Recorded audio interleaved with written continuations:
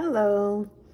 So story time with Miss Sophie continues with part 3 of the Thimbleberry Stories. We're going to see what happens with our main character, where in his neighborhood or nearby to friends' houses he goes. Remember, his name is Nigel Chipmunk. The title of the next chapter is Claudius Plants a Garden. I bet it's going to have something to do with strawberries. There might be some strawberries in that garden. Just to the east of Thimbleberry Lane lay Moon Meadow. The meadow was wide and flat and full of weeds and wildflowers, making it a perfect place for snakes and butterflies. Nigel Chipmunk often walked over from Thimbleberry Lane to visit his good friends Claudius and Copper in the meadow. Claudius was a friendly brown garter snake with an impressive yellow stripe along his back. Copper was a yellow-tailed butterfly with profound gold and blue markings. Nigel considered them his two most decorated friends. One day, when he was feeling restless after finishing up the laundry and tidying his little blue cottage he loved so well, Nigel decided to take a trip over to Moon Meadow to see his friends. Being a thoughtful chipmunk, he looked for something to bring them. But out in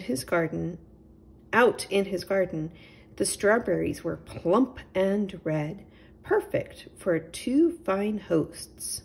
Nigel put 3 berries into a small pail and set out east.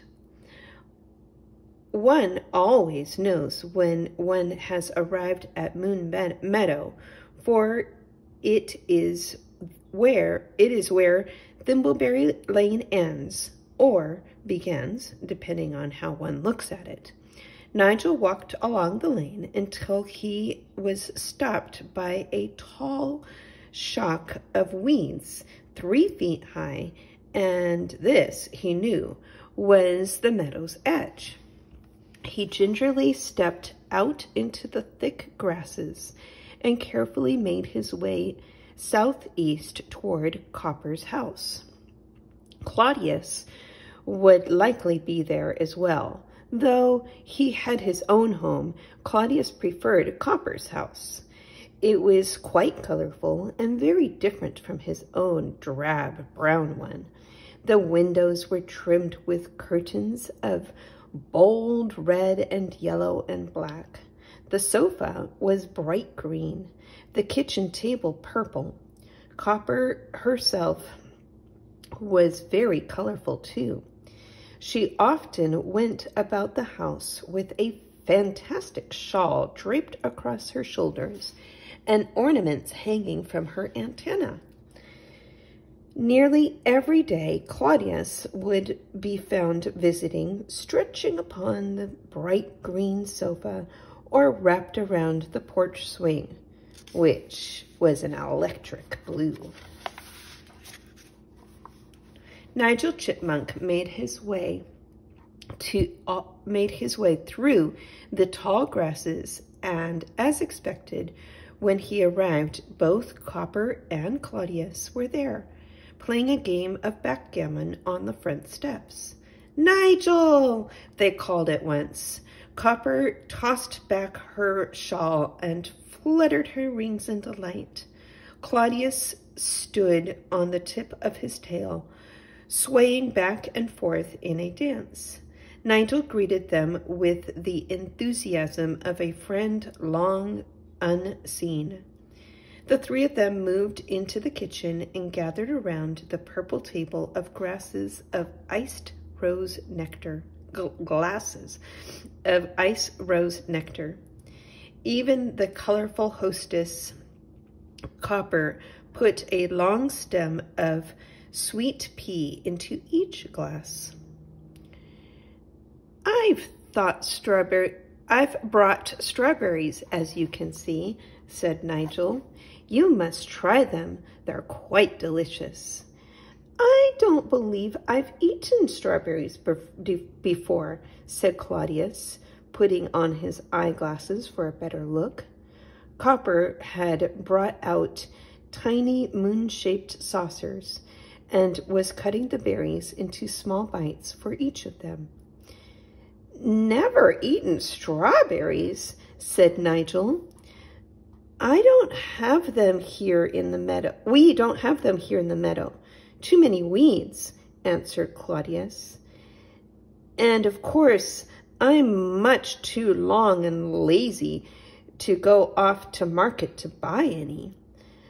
I can live on beetles quite well, with Copper's fine nectar to wash them down." Copper smiled. 52 flavors to choose from," she said, "and today a chestnut tart for dessert."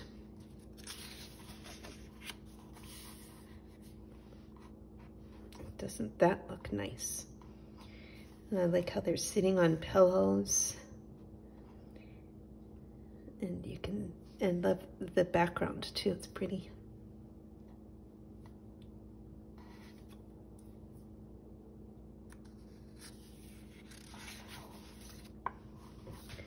"Lovely," said Nigel. "Here, do try the strawberries, Claudius. I believe that you'll like them." Pushing his eyeglasses to the top of his head, Claudius gracefully leaned over the saucer and delicately plucked a piece of strawberry with his teeth. He chewed a moment. Nigel waited. A slow, wide smile spread across the snake's face. "Oh, my," he said. "Oh, my, oh, my, oh, my." And he plucked another. Nigel, Claudius, and Copper had a lovely bunch of nectar, strawberries, and chestnut tart. Afterward, they sat in the parlor sipping hollyhock tea. Claudius, feeling quite dreamy and content, said to Nigel, "Do you think, Nigel, I might grow strawberries of my own?" Nigel set down his teacup. "Why, of course, Claudius. Anyone can grow strawberries if he's willing to try."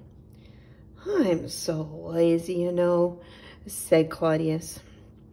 "But for those juicy wonders, I believe you could get even me to take up a hoe." "I'll bring you some seedlings on Friday," said Nigel. And as he promised, Nigel Chipmunk pulled on his garden gloves and pushed a small wheelbarrow full of strawberry seedlings and good soil to Claudius's house on Friday. The snake had pulled some pieces of old footbridge into his yard to make a little raised bed for the plants, and he was coiled in the middle of it, napping as Nigel arrived. "Claudius!" called Nigel as he approached. Said the sleepy snake. "Oh, look at that garden. That looks like fun. I'm very proud of you, Claudius. You did make a strawberry bed." "Bed is exactly the right word," said the yawning snake as he pulled himself up for work. "Let's get started," said Nigel, picking up a plant. Together, the two friends spread the good soil into the raised bed. As Nigel dug small holes, Claudius popped plants into them. Claudius had borrowed one of Copper's magenta sunbonnets for the day, and he looked quite the gardener. After all the plants were in and watered, Nigel and Claudius went into the kitchen for a cold drink. "I'm afraid I only have water," apologized the snake. I live with such a bachelor's life." "Water's perfect," said Nigel, taking a paper cup from Claudius. "I hate washing dishes," said the snake. The snake explained. "Paper cups, water, and a can or two of beetles are, I'm afraid, all you will find." Nigel, who loved cooking and real china cups and a larger stocked with food, simply smiled.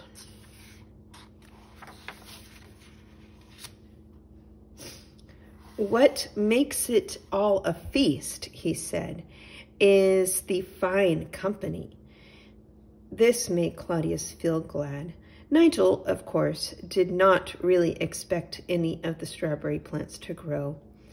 His long, lazy friend would probably neither weed nor water the garden. Nigel had helped Claudius plant the seedlings simply because the idea seemed to make the snake so happy. But Nigel had little hope for any ripe berries. Thus, he was surprised and delighted when one evening Copper and Claudius appeared at his door carrying an enormous strawberry pie. "Picked the berries myself," Claudius said with a grin. Happily, Nigel spread his table with a sunflower cloth and his best china saucers, and the three had a luxurious strawberry feast. Claudius took credit for the tasty strawberries all through the meal. Then finally, with tea, he laughingly admitted that his garden had failed and he'd bought the berries at the market. "But I did pick them off the produce shelf myself," the snake said proudly. Nigel pretended to be surprised at the joke and pleased with Claudius's silly trick. But in truth, Nigel had known all along, for earlier he had eaten a 3-cent sticker off of one of the berries. But he never told. I love strawberries.